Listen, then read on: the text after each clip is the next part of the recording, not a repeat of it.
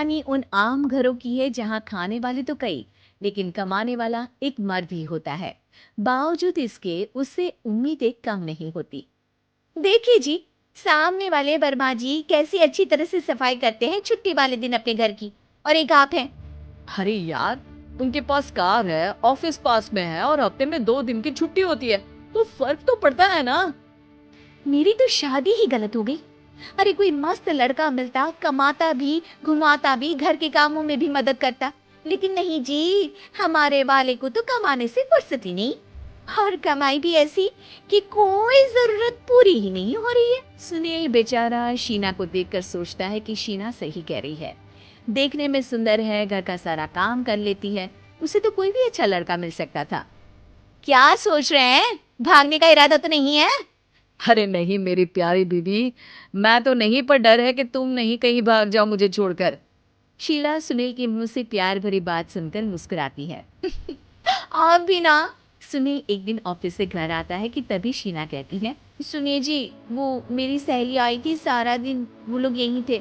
अब जा रही थी तो मैंने कहा नहीं नहीं, मेरे पति छोड़ आएंगे ना तुम्हें, तो रोक लिया मैंने। सुनील थोड़ी देर कुछ सोचता है, फिर कहता है, ठीक है, मैं कपड़े चेंज करके आता हूँ। अरे तेरे पति को तो लग रहा है कि अच्छा नहीं लगा। अरे नहीं नहीं, ऐसी कोई बात नहीं है, रुको मैं अभी उन्हें घर के कपड़े देकर आती हूँ। शीना अंदर जाती है, जहाँ सुनील पलंग पर लेटा होता है। अरे क्या मजाक है, वो कह रही है कि आपने मुंह बना लिया।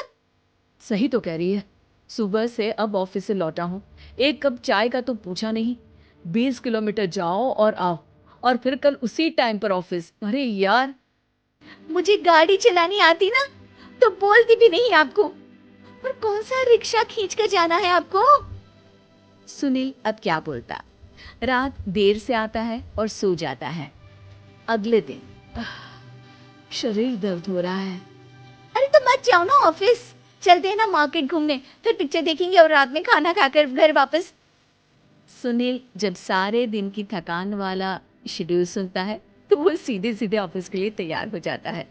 अब आए दिन शीना की डिमांड बढ़ती ही चली जाती है और सुनील उसको पूरा भी करता। लेकिन एक दिन, ए जी मेरा भाई आ रहा है, उसे 2 लाख रुपए की जरूरत है। हाँ तो मैं क्या करूँ शीना, मेरे पास इतने रुपए नहीं है।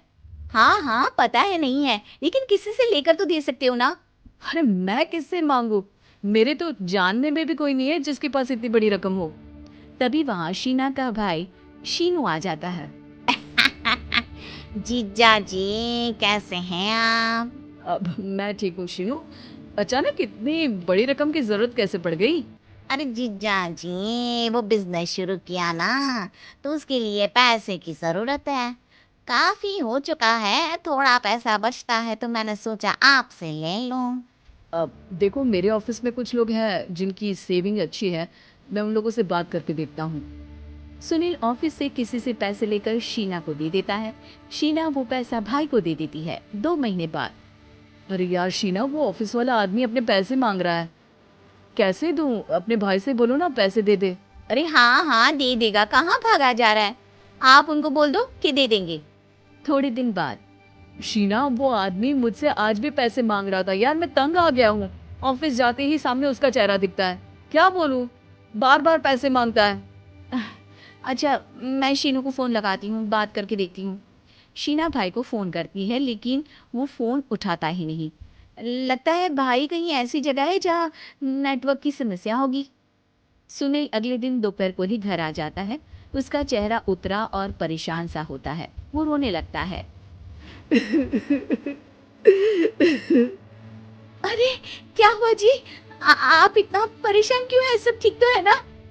अरे नहीं शीना, कुछ ठीक नहीं है, मैं ठीक नहीं हूँ। तुम्हारे भाई के लिए मैंने जो पैसे लिए थे, उस आदमी ने आज भरे ऑफिस में सबके सामने मेरी बेइज्जती कर दी।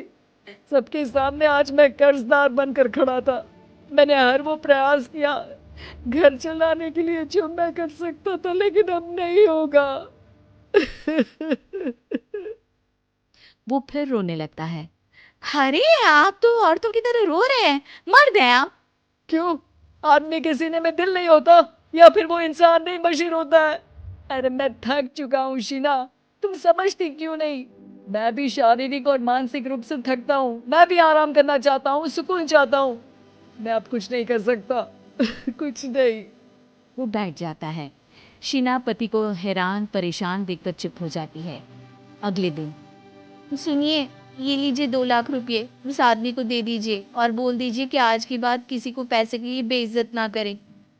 सुनील पैसे देखकर राहत की सांस लेता है। अरे शीना, तुमने तो मेरा बहुत बड़ा काम कर दिया। अब मैं शान से ऑफिस जा सकता हूँ। लेकिन ये पैसे आए कहाँ से? ये पैसे मैंने अपने गहनों को गिरवी रख कर लिया है। तुम ठीक रहो, निश्चिंत रहो, मैं बस यही चाहती हूँ। मुझे माफ करना, पर अब मैं समझ चुकी हूँ कि मर्द को भी दर्द होता है।